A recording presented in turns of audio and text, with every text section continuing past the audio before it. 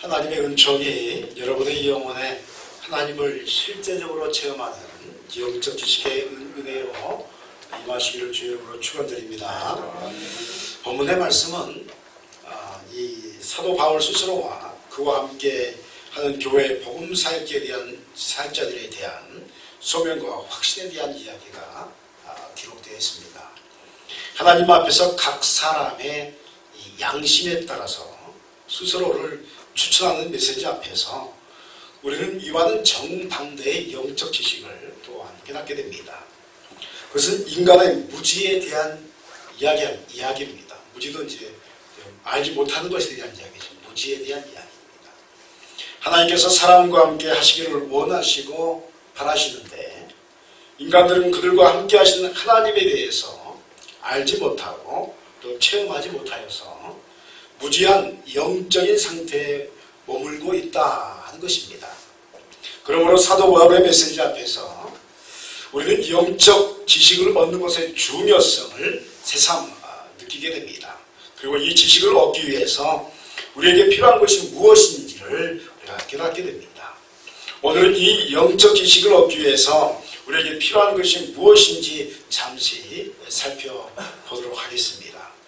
참된 영적 지식을 얻기 위해서는 마음의 혼미함을 제거해야 할 줄 믿습니다. 따라서 마음에 혼미함이 없어야 합니다. 할렐루야. 그런데 이 마음의 혼란은 이 사탄이 하나님을 불신하는 마음에 주는 겁니다. 어떤 면에서 우리의 신앙생활은 이 싸움이지 않습니까? 하나님이 계신가 안 계신가? 여러분, 하나님이 계신 걸 믿으면 하나님께서 상을 주실 줄 믿습니다.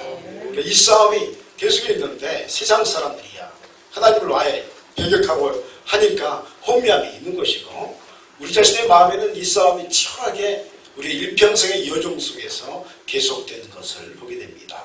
4절 상반절 중반절에 보면 이 세상의 신이 믿지 아니한 자들의 마음을 혼미하게 하여 라고 말씀하고 있습니다. 이 말씀의 의미는 무엇일까요? 세상의 신은 사탄을 의미합니다. 왜냐하면 사탄은 공중의 권세 잡은 자였는데 예수 그리스도께서 이 땅에 오셔서 십자가를 지는 순간에 이 사탄의 머리가 깨어진 줄 믿습니다. 창세기 3장 15절의 원복음의 말씀처럼 하나님의 아들이 이 땅에 여자의 후손이 오셔서 뱀의 머리를 깨버릴 것이다. 십자가를 지는 순간에 뱀의 머리가 깨진 것입니다. 그럼에도 불구하고 여전히 세상의 신은 사탄임을 보게 됩니다. 그러므로 사탄의 역사가 있는 곳에는 오늘 말씀에 비추어 보면 혼미하게 하는 것이 있음을 알 수 있습니다. 어둠의 영이 있는 곳은 혼미하게 되어 있고 또 혼란과 공포가 가득하게 되며 질서가 하나도 잡히지 않는 것을 우리가 보게 됩니다. 그러므로 이런 세계 속에서 살아가며 그곳에 속한 영들은 사탄의 지배를 받게 되므로 무엇이 옳은지, 어떤 것이 진리인지, 어떤 것이 생명인지를 전혀 알지 못하게 됩니다. 그래서 인생이 허무하게 되는 것입니다. 많은 젊은이들이 사탄의 세력 속에 있으면서 자신의 인생을 허비하는 것을 보게 됩니다. 그리고 자신의 젊음은 영원할 것이다 장담합니다. 여러분도 그러셨죠? 젊으셨을 때. 내 젊음은 영원할 것이다. 많은 젊은 사람들이 나는 늙지 않는다. 물론 늙는다는 것은 알면서도 늙음이 언제 오겠어? 한참 뒤에 먼 훗날의 이야기로 자꾸 치부합니다. 그런데 보십시오. 어느 순간 우리의 젊음이 사라졌습니다. 인생이 이렇게 빨리 지나가는 것일까요? 그런데 이 빨리 지나가는 인생을 막을 사람이 아무도 없다는 것입니다. 아이가 태어났습니다. 그래서 부모님 품에서 이 아이가 언제 자랄까 했더니 어느새 기어다니고 어느새 서서다니고 어느새 말을 하고 어느새 학교 다닙니다. 그리고 정신 차려봤더니 결혼한다고 아이를 짝을 데려오기도 하고. 할렐루야. 나의 젊음이 영원할 줄 알았더니 어느새 내 머리에 희끗한 이 흰머리가 나기 시작하는지 이제 염색하지 않으면 봐줄 수 없는 상황까지 가게 되죠. 이것을 막을 사람이 누가 있습니까? 아무도 막지 못합니다. 그리고 혼란과 쾌락 속에서 삶을 살았던 사람들은 너무도 빠르게 닥쳐온 죽음 앞에서 막연자실하게 됩니다. 우리 교회는 150년 뒤에 다 하나님 나라 가실 줄 믿습니다. 그럼에도 불구하고 150년이라는 세월이 얼마나 빨리 닥쳐오는지, 내가 지팡이 치게 될지 어떻게 알았고, 내가 누워있게 될지 어떻게 알았습니까? 그런데 어느 순간 보니까 죽음이 내 앞에 딱 있는 것입니다. 창세기 6장에서 7장에 보면 노아의 방주를 통한 물의 심판의 역사가 기록됩니다. 하나님의 사람들과 땅의 사람들이 있었다, 이렇게 말합니다. 그러면서 하나님을 잘 알고 섬기던 백성들과 하나님을 알지 못하고 반대하는 세속적인 사람들이 서로 하나가 되어서 타락한 사회를 만들어 버립니다. 하나님을 대적합니다. 이 모습을 보신 하나님께서 물의 심판을 준비하셨는데, 그 당시에 보니까 한 명의 의인이 있었습니다. 그 의인이 누굴까요? 한번 따라해서 노아. 우리 이제 초등학교 교육학교 다닐 때 노아 할아버지 배를 짓는다, 산 위에 꼭대기에 배를 짓는다, 막 사회가 그랬었는데, 그 노아가 단 한 사람의 의인이었습니다. 그래서 노아에게 방주를 지으라고 명령합니다. 그러면서 노아의 방주가 산 꼭대기에 지어지는데 사람들이 볼 거 아니에요. 바다도 아니고 육지 한가운데 노아의 방주가 지어지는데 메시지가 뭐냐면 회개하라는 것입니다. 하나님의 심판이 얼마 있지 않으면 물로 온 세상을 다 쓸어버릴 것이다. 그 기간을 몇 년이라겠죠? 120년이라겠습니다. 노아의 방주를 120년 동안 짓는 것입니다. 돌아오라! 이렇게 말하는 것입니다. 사람들의 생각은 120년이야. 한참 먼 거예요. 120년, 아니 당 멀은 겁니다. 그래서 언제 오겠느냐? 아무도 비웃고 회개하지 않습니다. 그런데 보십시오. 120년이 후딱 지나갑니다. 얼마나 빨리 지나가는지. 왜 이들이 120년 동안 회개하라는 메시지를 듣고도 돌아오지 않았을까요? 왜 그러냐면 사탄이 그들의 마음에 혼미함을 주었기 때문입니다. 마음이 혼란스럽고 혼미하고 성적인 타락의 죄로 인해서 하나님을 볼 수 없는 상태가 되었습니다. 그러자 이들은 눈을 떴지만 영적인 장님이었고 소리는 들었으나 영적인 귀머거리였다라고 말할 수 있는 상태에 도달한 것입니다. 그리고 110년이 빠르게 지나자 이들은 물의 심판 앞에서 모두 죽게 됩니다. 그러므로 사랑하는 여러분이요, 신앙생활을 하면서 항상 우리가 중요하게 생각해야 하는 부분이 바로 이 마음에 혼미하지 않도록 살아있는 믿음을 소유하는 것인 줄 믿습니다. 여러분, 믿음이 살아있으면 마음의 혼미가 사라질 줄 믿습니다. 믿음이 살아있으면 기도를 하게 되어 있고, 믿음이 살아있으면 말씀을 붙들게 되어 있으므로 그 말씀이 우리의 마음의 혼미를 사라지게 할 줄 믿습니다. 아멘. 여러분, 일평생 여러분 온전한 정신으로 삶을 살아가기를 축원드립니다. 따라합니다. 정신은 말씀 안에서 깨끗해야 합니다. 여러분, 혼미하면 안 되는 거예요. 혼미하면 내가 어디로 갔는지, 내가 죽으러 가는 건지 살러 가는 건지, 내가 어느 곳에 있는 것인지, 내가 무엇을 하는 것인지 아무도 모르는 것입니다. 그러나 우리의 영혼이 청결하여지고 정신이 똑바로 서 있으면 우리의 위치를 알게 될 줄 믿습니다. 그래서 구원의 역사로 나가는 것입니다. 또 하나의 영적 지식을 소유하지 못하고 하나님을 뵙지 못하는 것으로는 우리 영혼의 눈에 비늘 같은 것이 있습니다. 그래서 여러분, 영혼의 눈에 비늘이 벗겨져야 할 줄 믿습니다. 그래야 영광의 복음의 광채의 역사가 우리의 심령에 비추게 되는 것입니다. 4절 중하반절에 보니까 그리스도의 영광의 복음의 광채가 비치지 못하게 함이니 라고 말씀하고 있습니다. 예수 그리스도의 부활의 십자가의 역사가 완성된 이후에 모든 세상에 복음의 진리의 빛이 비추이기 시작했습니다. 그런데 놀라운 점은 이런 강력한 복음의 광채가 비추임에도 불구하고 많은 이들이 이 진리의 빛을 보지 못한다는 점입니다. 여러분, 예수를 믿으면 구원받을 줄 믿습니다. 그런데 예수를 믿는 믿음을 발견하지 못하는 것입니다. 그게 무엇인지 알지 못하는 것입니다. 여러분, 그러면 어떻게 해야 합니까? 그것은 사람들의 눈에 씌어진 영혼의 눈을 가리고 있는 비늘을 제거해야 할 줄 믿습니다. 이 영혼의 비늘이 제거되지 않으면 믿음의 역사가 보이지 않는 것입니다. 이 영적인 눈을 가린 비늘에 대한 이야기는 그리스도를 핍박하다가 사도가 된 사울, 즉 바울이 다메섹에서 예수님을 직접 만난 사건이 대표적인 예입니다. 사도행전 9장에 보니까 사울이 대지사의 공문을 받아서 다메섹으로 갑니다. 그래서 이 다메섹에 있는 그리스도인들을 다 잡아가지고 내가 감옥에 집어내야 되겠다 하고 아주 살기가 든든하여서 다메섹으로 내려갑니다. 다메섹에 왔을 때에 갑자기 놀라운 역사가 사울에게 임하게 됩니다.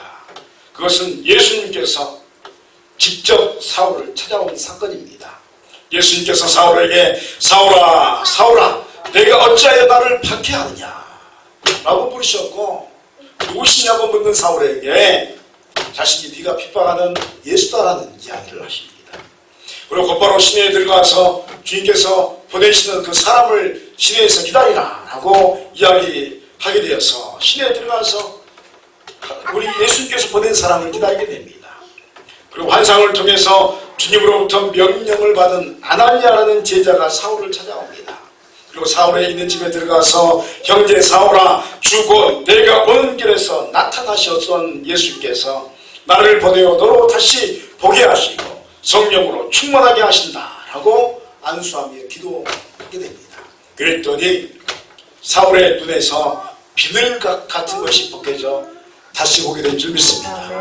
사울의 눈에서 비늘이 그냥 싹 벗겨지는 겁니다. 사울이 예수님을 만나자 지금까지 자신이 추구했던 모든 사상과 철학과 세속적이고 종교적인 것들이 모두 죽어버렸습니다. 이것들이 눈을 가렸고 참된 하나님의 역사, 예수 그리스도의 복음의 역사를 보지 못하게 했습니다. 하나님의 역사가 놀랍도록 임하고 있는데도 하나님의 사람 스테반을 죽이면서까지도 그의 옷을 지키면서까지도 보지 못했던 복음의 역사가 눈에 비늘이 먹히자 이게 보이는 것입니다. 야, 복음의 역사, 구원의 역사가 시작됐구나.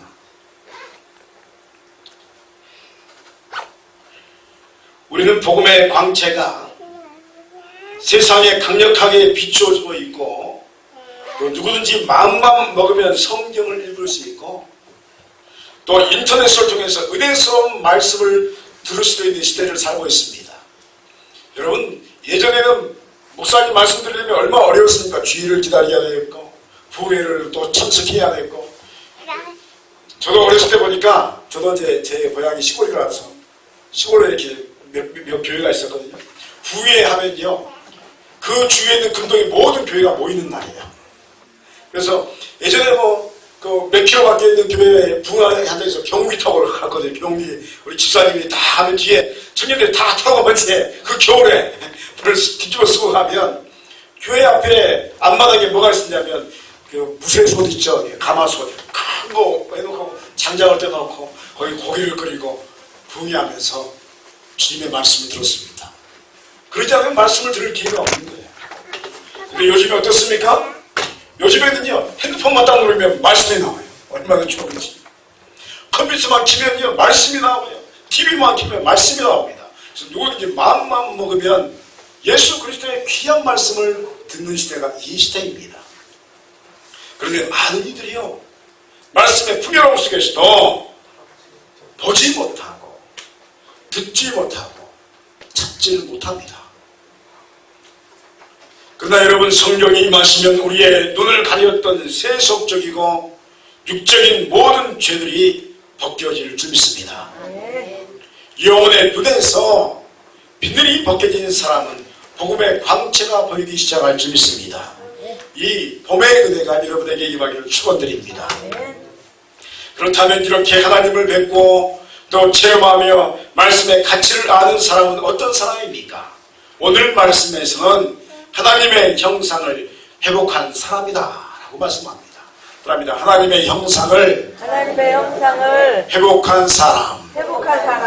4절 하반절에 그리스도는 하나님의 형상이니라 이렇게 말씀합니다. 놀라운 말씀입니다. 그리스도께서 하나님의 형상인 줄 믿으시길 바랍니다. 누구의 형상입니까? 우리 자신에게 처음 허락하셨던 하나님의 형상이 그리스도 예수 안에 있는 줄 믿습니다. 아멘. 그렇습니다. 이 말씀은 우리로 매우 놀라게 합니다. 그것은 내게 허락된 하나님의 형상이 예수 그리스도 안에 있다는 점입니다. 내 생명이 예수 그리스도 안에 있는 줄 믿으시기 바랍니다. 아멘. 형상이 예수 안에 있다는 것은 내 생명이 예수 안에 있다 하는 것입니다. 그렇습니다. 우리는 믿음을 통해서 내가 주님 안에, 그리고 주님께서 내 안에 계십니다. 창세기 1장 27절 28절에 보니까 하나님께서 천지와 만물을 모두 창조하신 뒤에 이 세상을 다스릴 하나님의 형상을 닮은 그 사람을 만들기로 작정했습니다. 그래서 아담을 창조하셨습니다. 이 아담이 죄를 짓기 전에는 하나님의 형상을 가지고 있었습니다. 하나님을 직접 만나도 천사가 직접 보지 못한 하나님의 모습을 보았습니다. 그런데 죄를 짓자 이 죄가 아담 안에 있는 하나님의 형상을 다 깨트려버렸습니다. 하나님의 형상이 없으면 하나님을 만나지 못한 것입니다. 다음에 하나님의 형상이 없으면 하나님을 만나지 못합니다. 하나님을 만나지 못한다. 오늘 본문의 말씀은 이 깨어진 하나님의 형상이 그리스도는 하나님의 형상이니라 라고 선포하는 것으로 결론 짓고 있습니다. 예수 그리스도 안에 이 하나님의 형상이 회복되었다 하는 것입니다. 어떻게 이런 일이 가능합니까? 어떻게 예수 그리스도 안에 허락된 우리의 형상이 우리에게 주어지는 것일까요? 요한복음 15장 4절에 보니까 내 안에 거하라 나도 너희 안에 거하리라. 가지가 포도나무에 붙어있지 아니하면 스스로 열매를 맺을 수 없음같이 너희도 내 안에 있지 아니하면 그러하리라 라고 말씀합니다. 그렇습니다. 우리 믿음을 통해서 우리가 예수 안에 거하게 될 줄 믿습니다. 그것은 마치 포도나무가 나무에 가지가 붙어있으면 열매를 많이 맺는 것과 같은 것 이치입니다. 계속해서 요한복음 15장 7절 8절에 너희가 내 안에 거하고 내 말이 너희 안에 거하면 무엇이든지 원하는 대로 구하라. 그리하면 이루리라. 너희가 열매를 많이 맺으면 내 아버지께서 영광을 받으실 것이요 너희는 내 제자가 되리라 라고 말씀하고 있습니다. 다시 말씀드리면 우리는 믿음을 통해서 영 안에서 예수 그리스도 안에 거하게 되는 것입니다. 그리고 예수 그리스도께서 우리의 영혼 안에 거하신 줄 믿습니다. 이런 역사는 우리에게 열매를 많이 맺음으로써 아버지께 영광을 돌리게 할 수 있습니다. 그리고 이런 영광의 열매가 많이 맺힌 사람을 예수님의 제자 이렇게 말하는 것입니다. 이 부분에서 우리가 알 수 있는 것은 예수 그리스도 안에 있는 형상은 우리가 그분 안에 거할 때 우리에게 허락된다는 것입니다. 그리고 이 하나님의 형상이 회복된 사람은 열매를 많이 맺음으로써 아버지 하나님께 영광 돌리게 될 줄 믿습니다. 그리고 이런 영광의 열매가 많이 맺힌 사람을 그리스도의 제자다 이렇게 말하는 것입니다. 여러분 예수 그리스도 안에 있는 형상은 여러분 결론적으로 그 형상을 통해서 복음의 언약의 말씀을 얻게 할 줄 믿습니다. 말씀은 하나님을 만나지 못하면 얻지 못하는 것인데 형상이 우리 안에 있기 때문에 저와 여러분에게 이미 말씀이 허락된 줄 믿습니다. 그러므로 사람 여러분이요 하나님의 형상이 회복되어야 할 줄 믿습니다. 이를 위해서 믿음을 통해서 예수 그리스도 안에 거한 여러분 되시기를 축원드립니다. 주님의 열매를 맺는 은혜가 여러분의 인생에 함께하기를 간절히 소원합니다. 오늘 우리는 하나님의 영광의 복음이 세상에 비추었고 또 지금도 강력하게 역사됨에도 불구하고 왜 많은 사람들이 이 역사를 보지 못하는 것인가에 대한 그 이유를 알게 되었습니다. 오늘 말씀에서 우리가 잊지 말아야 할 부분은 세상 속에 마음과 정신을 놓아두면 사탄의 혼미의 역사가 삶에 그대로 나타나게 된다 하는 것입니다. 그러므로 우리의 영혼에 눈에 있는 비늘이 벗겨져야 할 줄 믿습니다. 이 비늘은 세속적인 것입니다. 죄의 역사입니다. 이걸 벗겨내야 하는 것입니다. 그러면 참된 진리의 세계가 보여지게 될 줄 믿습니다. 그리고 이런 역사와 함께 예수 그리스도 안에 거해야 합니다. 그러면 하나님의 형상이 회복되어지고 이 회복의 역사는 많이 작은 열매로 하나님께 영광 돌리는 은혜의 역사로 우리 삶에 그대로 임하게 될 줄 믿습니다.